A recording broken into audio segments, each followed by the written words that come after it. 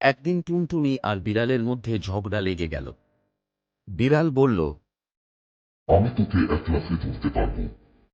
টুনটুনি মুচকি হেসে বলল, তা ধরেই দেখো, যদি পারো।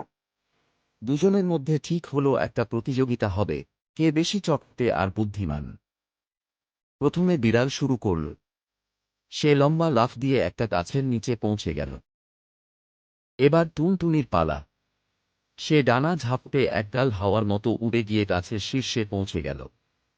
বিড়াল গাছ বেয়ে ওঠার চেষ্টা করল, কিন্তু মাঝপথেই থেমে গেল, হাঁপাতে লাগল। আর টুনটুনি উপরে বসে গলা তুলে গান ধরল। আমি আকাশের রাজা, আমি উড়ে বেড়াই। তুমি নিচের প্রাণী, কেবলই হাঁপাও ভাই। বিড়াল বুঝল, শুধু শক্তি থাকলেই হয় না, হালকা আর বুদ্ধিমানও হতে হয়। সে লজ্জায় মাটির দিকে তাকিয়ে হাসল আর টুনটুনির গান শুনতে শুনতে চুপচাপ বাড়ির পথ ধরল। ভিডিওটি ভালো লাগলে একটি লাইক করে পাশে থাকবেন। এই রকম ভিডিও পেতে সাবস্ক্রাইব করুন।